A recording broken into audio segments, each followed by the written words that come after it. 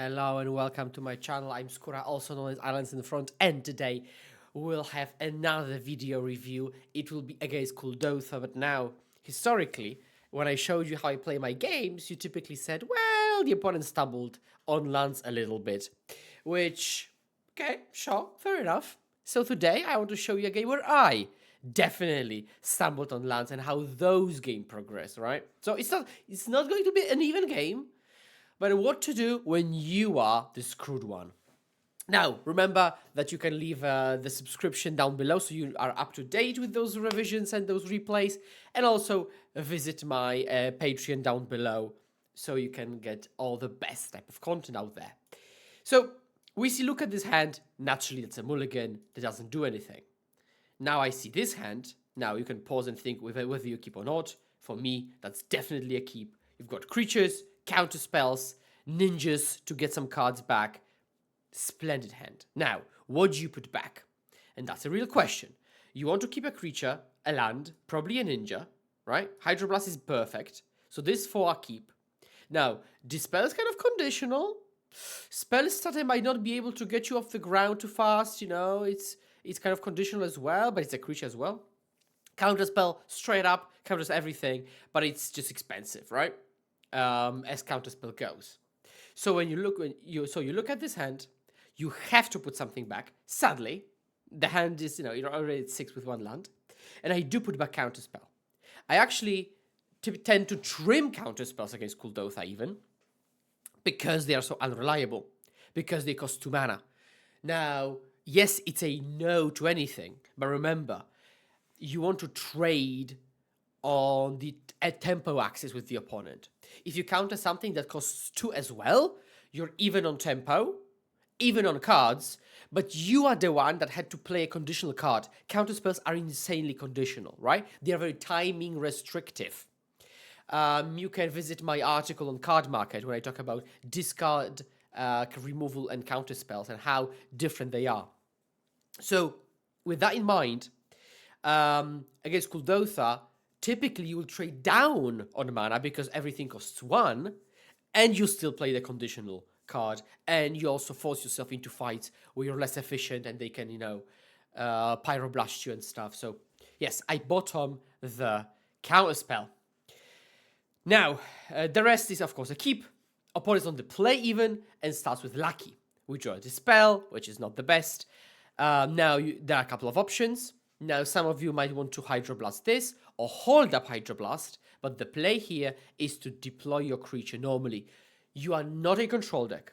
You are not going to win games if you hold back too much and you try to answer everything. And also, we are not sure we can actually draw lands. Like, for example, if you don't draw too many lands, and you try to keep this reactive fight, like they will just play 2 things a turn, and you'll just counter 1 thing a turn, and you'll just fall behind. So I play a creature, they synth, they kill my creature and attack, which is awful, right? And we break on the land yet again. But okay, that's what happens. So when it comes to approaching these games, you have to keep your mental energy strong, right? So like there is no use if we talk about competitive play, and I think you are a competitive player watching this video trying to improve, it doesn't matter if you're unlucky or not. This is the position you're in, and from this position you have to play the best you can, right? There is no use in going like, ugh, I will never win this. Ugh, I didn't draw a land. Oh, you won because I didn't draw lands. No use. Just play your game as best as you can. And from this position, we pass back with Hydroblast, seeing if we can Hydroblast something. So they play Tomb Raider. Now, I countered on the stack, but actually, I should have just let it happen and then killed it. There is no reason. Because there was like a casual game in the league I played. I didn't know. I would record it later. But yeah, I should have just let it happen. Naturally. They follow with a land. They just go aggressive Bushwhacker. And they whack us for 4. They've got 0 cards in hand.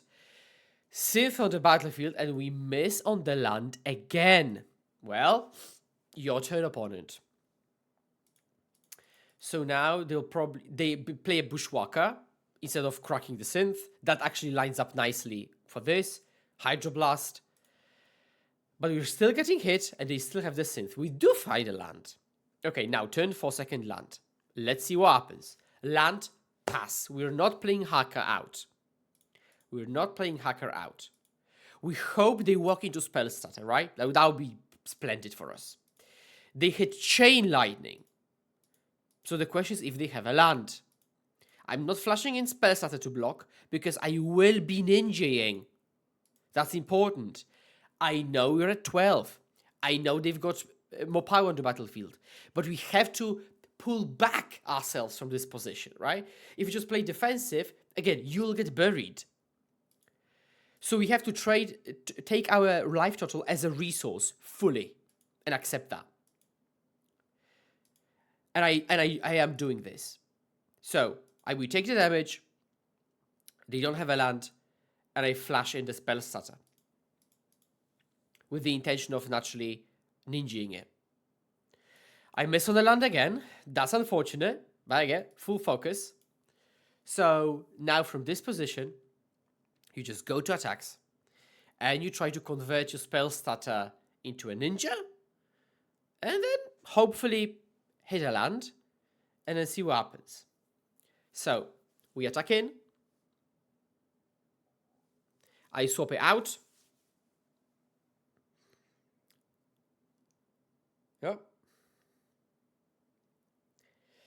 And let's see what we draw. We're hoping for a land off the top, of course. We are 10 cards deep, 11 cards deep. We will have been 12 cards deep at this point. We miss on the land, and we pass back. Opponent attacks with everything. And now I try to make some kind of trade. So I will intruder, but they have pyroblast. Just nothing's going our way, chat. Nothing's going our way. Right? This was our chance. We do draw Brine Barrow. We attack in. They let it hit. We draw another non-land. But right now I decide to just add creatures to the battlefield, keeping another land on top. I kind of hope to have good trades. They attack in again. I will Brine Barrow yet again. And you have to again make some good trades. So I decide to shrink Samurai and double block Samurai to get rid of it permanently. And keep the small creatures on the battlefield. They crack the Lucky. They chain lightning me down to 1. And they pass back. And from this position, I play a land. I attack safely. I hold up spell starter. I hold up the dispel. And I'm basically clinching victory slowly and slowly. Right? I turn the corner at 1 life, but it doesn't matter as long as it's more than 0. 8th turn, still 3 lands. Attack in, keeping intruder back. Draw. Again, we just want to run lands. That's not a land. Okay. Pass back. Opponent's down to 10. Now, they could be sandbagging spells. We don't know that. So we have to be ready for that. They could be sandbagging numerous bolts, for instance. So we draw. Actually, I should have discarded the spell starter to hold up double dispel. But yeah, and in this position, I flash in the spell starter. Foolishly, I think, because it opens me up to double bolt. But opponent concedes. So there you have it. There you have it. Miss on the second land for 3 turns or something. But, no, hold strong. Make your best decisions. Remember that you are not the control deck. I cannot stress this enough. You know, attack when it's appropriate. Take proper trades. And there you go. And there you go.